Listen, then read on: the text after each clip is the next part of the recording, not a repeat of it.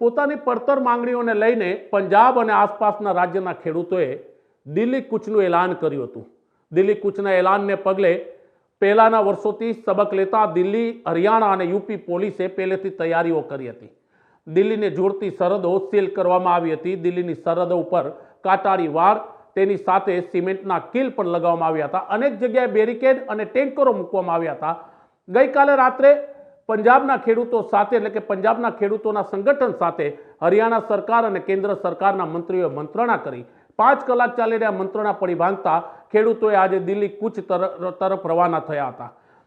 ખાસ કરીને શંભુ બોર્ડર પાસે પોલીસે તેમને રોકતા ખેડૂતો ઉશ્કેરાયા હતા અને ટ્રેક્ટર સાથે બેરિકેડ તોડવાનો પ્રયાસ કરતા અફરાતફરી મચી હતી। હરિયાણા પોલીસે ડ્રોનની મદદથી ટીયર ગેસના સેલો છોડતા નાસભાગ મચી હતી। બીજી બાજુ ગાઝિયાબાદ સરહદ ઉપર પણ પોલીસે અનેક જગ્યાએ લાઠીચાર્જ કર્યો હતો।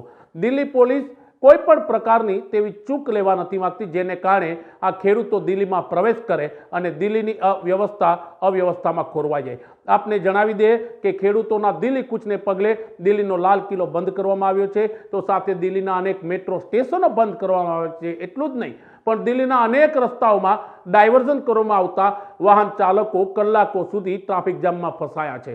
આપને જણાવી દઈએ કે દિલ્હીની લગતી સરહદો ઉપર અનેક જગ્યાએ પોલીસે વોટર કેનનનો ઉપયોગ કર્યો છે, અનેક જગ્યાએ ટીયર ગેસના સેલ છોડ્યા છે, અનેક જગ્યાએ લાઠીચાર્જ કર્યા છે, પણ ખેડૂતો અડગ છે। તે પોતાની માંગણીઓને લઈને દિલ્હી કૂચ તરફ જવા માટે પણ અત્યારે અડગ છે।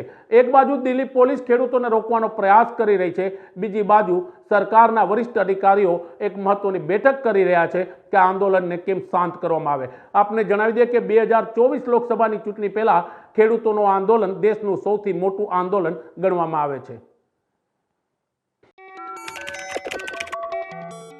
उनका जत्था आने लगा है, कई लोग आने लगे हैं, तो किस तरह की तैयारी है सर? जो हमारे किसान भाई पंजाब से आ रहे हैं उनका स्वागत है।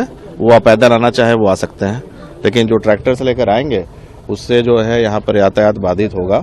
और आगे जो अगर वो दिल्ली की तरफ भी जाते हैं तो ट्रैक्टरों से पिछली बार भी हुआ था, सारे लोग परेशान हुए थे, यातायात बाधित हो गया था और सोनीपत के पास सारी इंडस्ट्रीज थी वो भी बंद हो गई थी, तो हरियाणा के लोगों को काफ़ी नुकसान हुआ था।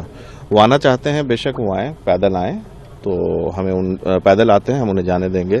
बसों से जाएं, ट्रेन से जाएं, हम उन्हें जाने देंगे, लेकिन ट्रैक्टर से अगर वो आ रहे हैं तो उन्हें जाने नहीं दिया जाएगा। तो क्या प्रशासन कोई व्यवस्था कर रहा है उनको बस दिलवाने की, या फिर वो अपनी सहूलियत? अगर वो रिक्वेस्ट करेंगे, बस ट्रेनें चल रही हैं, बसें भी चल ही रही हैं, तो अगर वो रिक्वेस्ट करेंगे तो जो है वो उन्हें मुहैया कराई जाएगी, लेकिन ट्रैक्टर से उन्हें जाने नहीं दिया जाएगा।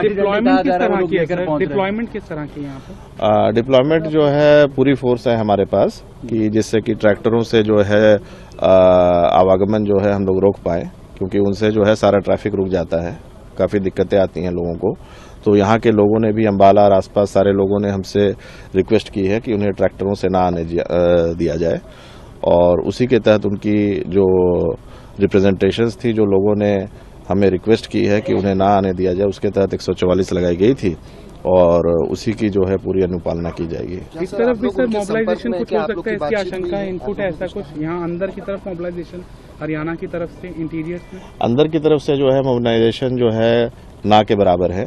जो हरियाणा के जो खाप पंचायतें हैं और यहाँ जो बहुत सारे जो किसान यूनियंस हैं वो इनके सपोर्ट में नहीं है और वो हमारे साथ हैं। क्या आपकी कोई